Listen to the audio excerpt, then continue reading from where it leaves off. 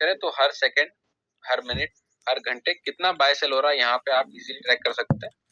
In fact अगर आप देखना चाहें तो वेल्स के जो मूवमेंट्स है, यानी कि अगर हम $5,000 के ऊपर की बाइंग देखें तो पिछले 10 मिनट में, आधे घंटे में, 1 घंटे में कितना कितना सेल, कितना कितना बाय हुआ है, ये आके हम यहाँ पे देख सकते हैं। इनफैक्ट पॉलीगॉन स्कैन की वेबसाइट पे जाके भी आप इसको मॉनिटर कर सकते हैं। ये 2 पॉइंट्स प्रोजेक्ट की लिक्विडिटी और होल्डर्स इसकी ऑथेंटिसिटी को बता रहे हैं। अब हम चलते हैं टोकन स्निफर पे। तो टोकन स्निफर एक kind of credit approving agency है जो हमारे प्रोजेक्ट की रिपोर्ट देती है कि इसके होल्डर्स का, इसके कॉन्ट्रैक्ट का एनालिसिस क्या कहता है। क्योंकि आज तक क्रिप्टो के टोकन्स में जितना एक्सीडेंट, जितना स्कैम हमने देखा है, वो इन बेसिक पॉइंट्स को ना चेक करने के कारण हुआ है हमारे साथ। यानी कि लैक ऑफ एजुकेशन के कारण ही हमारे साथ कहीं ना कहीं आज तक प्रॉब्लम क्रिएट हुई है। टोकन स्निफर ने एलजीएनएस टोकन को 70 आउट ऑफ 100 का स्कोर दिया है। जैसे कि हमने शुरुआत में बात करी थी कि 137 स्मार्ट कॉन्ट्रैक्ट्स के ऊपर हमारा प्रोजेक्ट रन करेगा, लेकिन स्मार्ट कॉन्ट्रैक्ट मैनुअल की तरह होता है जो ये बताता है कि हमारे टोकन को कब क्या डिसीजन लेना है। सर्टिक के द्वारा हमारा स्मार्ट कॉन्ट्रैक्ट ऑलरेडी ऑडिटेड है, लेकिन यहाँ पे हम बात करें कॉन्ट्रैक्ट एनालिसिस की, तो पहला पॉइंट आप देख सकते हैं वेरीफाइड कॉन्ट्रैक्ट सोर्स। यानी जितना भी कोड हमारे इस प्रोजेक्ट में लिखा हुआ सारा कुछ वेरीफाइड है, सारा कुछ चेक किया जा चुका है। इसी के साथ साथ ओनरशिप री अनाउंस्ड है, यानी कि इस वक्त किसी भी व्यक्ति का इस प्रोजेक्ट के ऊपर मालिकाना अधिकार नहीं है, ये टोटली कम्युनिटी के हवाले हो चुका है। और सबसे बड़ा पॉइंट और सबसे महत्वपूर्ण पॉइंट होता है किसी भी प्रोजेक्ट के अंदर स्पेशल परमिशंस। क्योंकि आज तक हमने स्पेशल परमिशन चेक नहीं करी थी, तो मार्केट में हर दूसरा प्रोजेक्ट ये कहता है कि हम डिसेंट्रलाइज्ड हैं। अभी कहने के लिए डिसेंट्रलाइज्ड कहना और एक्चुअल में डिसेंट्रलाइज होना दो अलग अलग बातें होती है। जैसे कि हम कहते हैं कि किसी घर को अगर आप बाहर से देखें, उसमें ताला लगा हुआ है, तो देखने पे आपको लगेगा कि घर में ताला लगा हुआ है, उसमें चोरी होने के चांसेस नहीं है। लेकिन किसी तरीके से पीछे का कोई विंडो, पीछे का कोई गेट खुला छोड़ दिया गया हो, जिसको हम बैकडोर कहते हैं, तो वहां से भी चोरी के चांसेस हो सकते हैं। इसी को कहते हैं स्पेशल परमिशन। आज तक हमने इसको चेक नहीं करा था, लेकिन जब हम ओरिजिन की बात करते हैं तो इस वक्त हमारे प्रोजेक्ट में ना तो कोई ओनर है और ना ही किसी व्यक्ति के पास स्पेशल परमिशन है। इससे ये बात साबित होती है कि हम ओनर्स की तरफ से, क्रिएटर्स की तरफ से टोटली यहाँ पे फ्री हैं। दूसरी बात करते हैं होल्डर्स के एनालिसिस की। इसको डिस्कस करना इसलिए जरूरी होता है क्योंकि क्रिप्टो में पंपिंग डंपिंग हमें डेली देखने को मिलती है। आर्टिफिशियल तरीके से टोकन का रेट बढ़ाया भी जाता है और क्रिएटर्स के द्वारा सेल करके टोकन का रेट को वापस से डंप भी किया जाता है। ये हमें उन्हीं केसेस में मिलता है जहां पे टोकन प्रीमाइंड हो और उसका कोई टोकनोमिक्स हो। यानी मार्केट में कई सारे प्रोजेक्ट्स ये बताते हैं कि हमारा 100 करोड़ 200 करोड़ का सप्लाई रहेगा, कुछ टोकन्स क्रिएटर्स के पास रहेंगे, कुछ लिक्विडिटी प्रोवाइडर्स को दिए जाएंगे, कुछ कम्युनिटी के लिए एयर ड्रॉप करे जाएंगे, बाकी टोकन्स को बाय सेल के लिए एक्सचेंज पे रखा जाएगा। लेकिन जब टोकन का रेट बढ़ना चालू होता है, अच्छी नेटवर्किंग, अच्छी मार्केटिंग से पब्लिक उसको खरीदती है, लिक्विडिटी को बढ़ाती है, तो क्रिएटर या कोई बड़ा होल्डर अपने टोकन्स को रातों रात सेल करेगा, उस टोकन के रेट को डंप कर देगा। लेकिन जब हम एलजीएनएस की बात करते हैं तो यहाँ पे क्रिएटर्स के पास टोकन का शेयर नहीं है और कोई भी बड़ा होल्डर इस वक्त सिस्टम के अंदर नहीं है, क्योंकि टोकन प्रीमाइंड नहीं है। एलजीएनएस को पहले से बना के नहीं रखा गया, आपको जरूरत पड़ने पे क्विकस्वैप से ही बाय करना है। तो यहाँ पे आप तीनों पॉइंट से वेरीफाई कर सकते हैं कि क्रिएटर वॉलेट में 5% से ज्यादा शेयरिंग नहीं है, 0% दिखा रहा है इस वक्त। किसी भी होल्डर के पास 5% से ज्यादा शेयरिंग नहीं है। इनफैक्ट अगर टॉप 10 होल्डर्स का भी हम होल्डिंग को ऐड करें तो ये 0.01% के आसपास आता है। इससे यह साबित होता है कि कोई भी एक सिंगल व्यक्ति या एक ग्रुप ऑफ पीपल इस टोकन के रेट को मैनिपुलेट नहीं कर सकते। लिक्विडिटी की बात करें तो आपको मैं ऑलरेडी वहां पे चेक करवा चुका था टोकन स्निफर पे, डेक्स स्कैनर पे। यहाँ पे भी ये लिखा हुआ है कि एडिक्वेट करंट लिक्विडिटी के साथ हम चल रहे हैं। सिर्फ एक जगह यहाँ पे हम क्रॉस लगा देख पा रहे हैं, एटलीस्ट 95% ऑफ लिक्विडिटी बर्न्ड और लॉक फॉर एटलीस्ट 15 डेज। एलजीएनएस को बाय करने के कई सारे तरीके होते हैं। एक तरीका होता है क्विकस्वैप के थ्रू, जहां से आप बाइंग करते हैं तो 16 घंटे के लिए फंड हमारा लॉक रहता है, 16 घंटे बाद हम फ्री होते हैं उसको निकालने के लिए। लेकिन हमारे सिस्टम का बैकबोन है इसका बॉन्ड मैकेनिज्म। दो तरीके के बॉन्ड्स रखे हैं सिस्टम ने, एलपी बॉन्ड और ट्रेजरी बॉन्ड। इसका मैकेनिज्म क्या होता है, कैसे ऑपरेट करते हैं, इसका हम एडवांस प्लान शेयरिंग में कई बार डिस्कस करते हैं। बट अभी के लिए आप समझ लीजिए कि जब आप बॉन्ड्स के थ्रू टोकन को खरीदते हैं तो या तो आप ट्रेजरी बिल्डिंग में सपोर्ट करते हैं, नए टोकन्स को बनाते हैं, या फिर हमारे सिस्टम की लिक्विडिटी को बढ़ाने के लिए सपोर्ट देते हैं। वहां पे आप अपनी चॉइस से 30 दिन से लेकर 360 दिन के बीच में अपने फंड को लॉक करते हैं और वो क्योंकि हमारे चॉइस के लिए हम लॉक चॉइस के हिसाब से लॉक देते हैं, इसलिए यहाँ पे हम क्रॉस लगा देख पा रहे हैं। लास्ट पॉइंट ये बता रहे हैं कि क्रिएटर्स के पास लिक्विडिटी का भी कोई शेयर नहीं है, यानी कि LGNS प्रोजेक्ट अपने आप में इकलौता प्रोजेक्ट है जो इतनी ज्यादा ट्रांसपेरेंसी के साथ चल रहा है। इसको आप चाहें तो अपने लेवल पे चेक कर सकते हैं, आप कोई सा भी टूल ट्रैकर का यूज कर सकते हैं। अब हम चलते हैं इसके बुलेट पॉइंट्स की तरफ।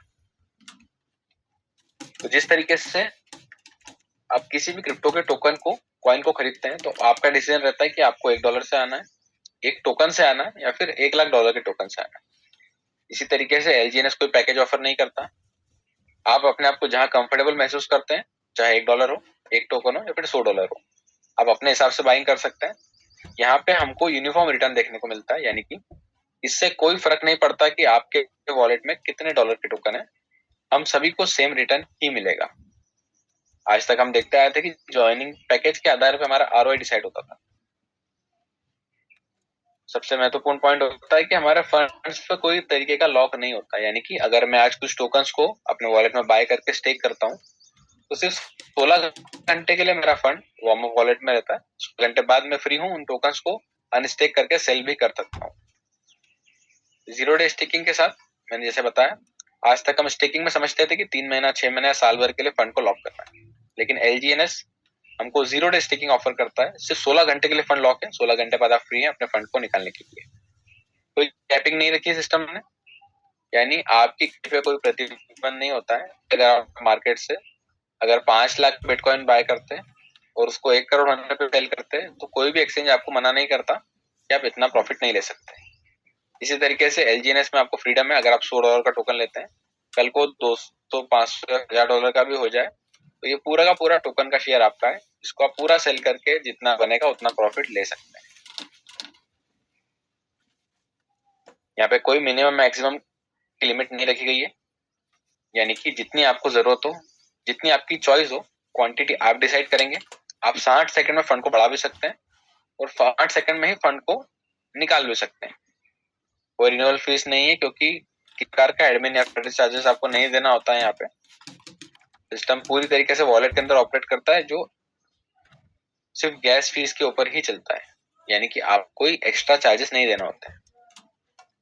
किसी प्रकार का विड्रॉल का मैकेनिज्म नहीं होता है, क्योंकि जैसे कि मैंने बताया कोई एडमिन ऑपरेटर नहीं है यहाँ पे। आगे जाके वेबसाइट पे आपको मैं दिखाऊंगा, सिर्फ 2 बटन्स होते हैं, स्टेक एंड अनस्टेक।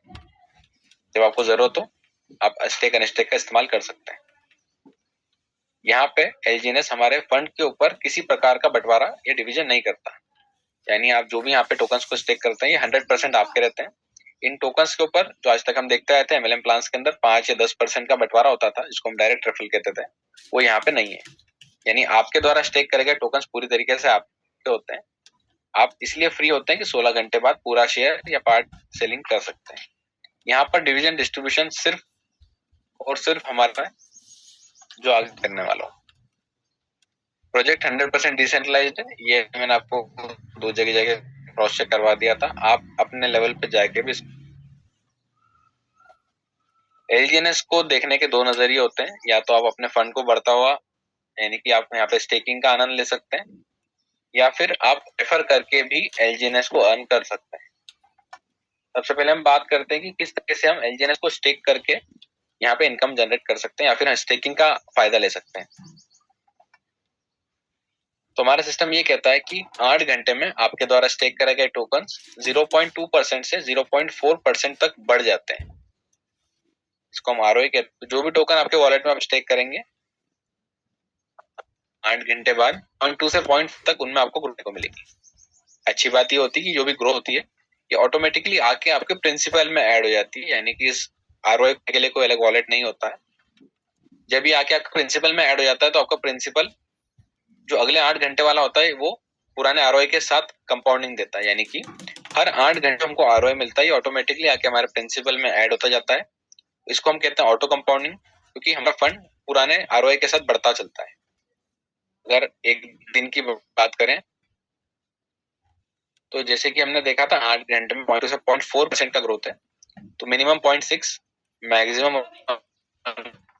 0.2%। एक एवरेज की बात करें तो लगभग अप्रोक्सीमेट 1% अ डे। यानी अगर आज मैं अपने वॉलेट में 100 टोकन्स को स्टेक करूं, तो 24 घंटे बाद मेरे पास 101 टोकन होंगे। इसी तरीके से एक दिन में 3 बार, 10 दिन में 30 बार और 30 दिन में 90 बार हमको ऑटो कंपाउंडिंग का फायदा मिलता है। अगर पावर ऑफ ऑटो कंपाउंडिंग की बात करें तो आज मेरे द्वारा स्टेक कर गए 100 टोकन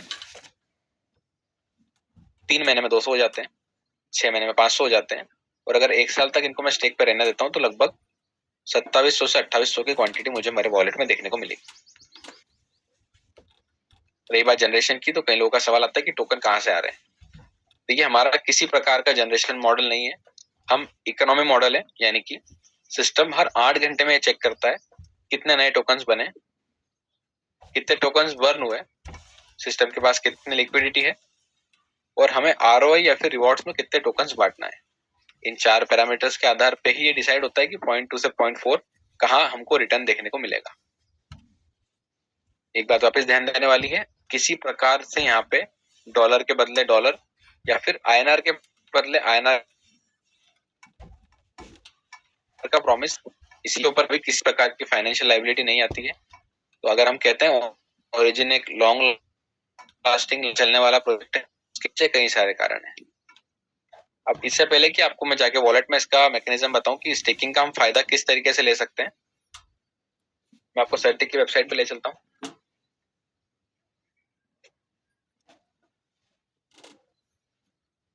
जैसे कि आप देख पा रहे हैं 22 अप्रैल 2024 को हमारा ऑडिट हुआ था। इसके फंडामेंटल्स में जाके अगर ये चेक करें कि सर्टिक हमारे प्रोजेक्ट को किस तरीके से देखता है, तो यहाँ पे आप देख सकते हैं लगभग 13 साल 7 महीने की एज हमारी प्रिडिक्टेड बता रहा है सर्टिक। अब जैसे कि मैंने बताया था कि हमारा प्रोजेक्ट ग्लोबल है, इस वक्त 40 से ज्यादा देशों में हमारे होल्डर्स हैं।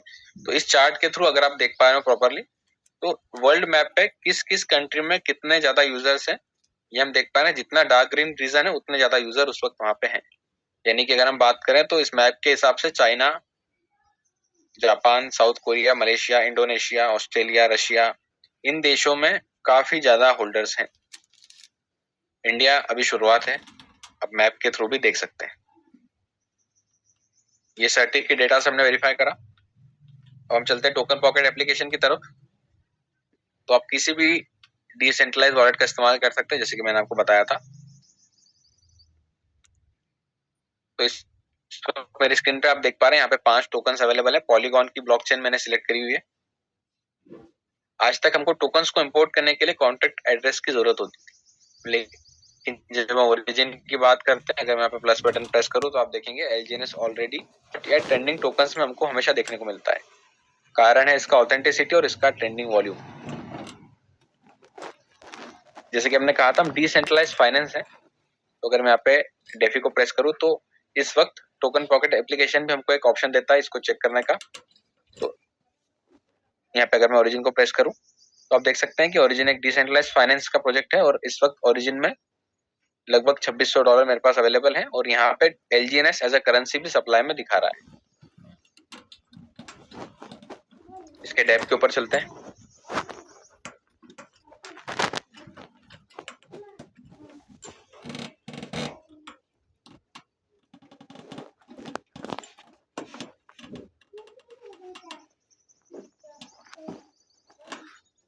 यहाँ पे सबसे पहले हम लाइव प्राइस चेक कर लेते हैं इसका।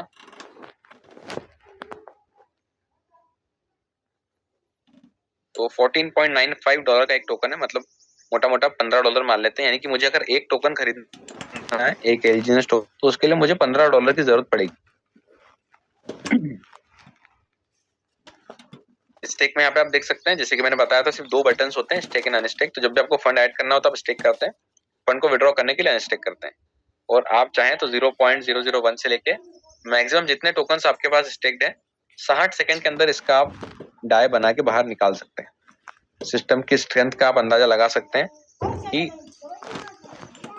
इससे फर्क नहीं पड़ता कितने टोकन से, हमको सेम टाइम में ही फंड निकालने और डालने में सेम टाइम लगता है। ये इसका इनबिल्ट कैलकुलेटर है। इस वक्त अगर हम आरओआई की बात करें तो अगले 8 घंटे में हमको 0.2947% का आरओआई देखने को मिलेगा। अब एक छोटा सा आपको मैं प्रोजेक्शन कैलकुलेशन दिखाना चाह रहा हूँ कि किस तरीके से एलजीएनएस टोकन बढ़ती हुई क्वांटिटी के साथ हमारे वॉलेट को हमेशा ऊपर ले जाता है। मैं 100 टोकन का एग्जांपल ले रहा हूँ कि अगर $15 के रेट पे मैं 100 टोकन खरीदता हूँ तो मुझे $1500 की जरूरत पड़ेगी। अगर 7 दिन तक इन टोकन्स को स्टेक करता हूँ मैं तो 7 दिन बाद मेरे वॉलेट में 106.3 टोकन होंगे। और अगर 7 दिन बाद टोकन का रेट सेम रहा, यानी कि जिस रेट में मैंने बाय करा था वही रेट रहा, तो मेरा पोर्टफोलियो, मेरे वॉलेट का साइज होगा $1590। एक महीने बाद की बात करें तो एक महीने में 100 टोकन बन जाते हैं 130। और अगर एक महीने बाद भी टोकन का रेट सेम रहा तो लगभग $1950 का मेरा पोर्टफोलियो का साइज होगा। 3 महीने बाद की बात करें तो 3 महीने में 100 की क्वांटिटी हो जाती है 200। ऑब्वियस सी बात है, अगर आपके टोकन्स 2x हो चुके हैं और रेट सेम रहा तो आपका फंड भी आपको 2x होता हुआ दिखेगा। 6 महीने की बात करें तो 6 महीने में लगभग टोकन 5x हो जाते हैं। आप देख सकते हैं 100 से टोकन बढ़ के हो चुके हैं 489.9, यानी कि लगभग 490। 6 महीने बाद भी अगर टोकन का रेट सेम रहता है तो $7324 पे हमारा पोर्टफोलियो हमको दिखेगा।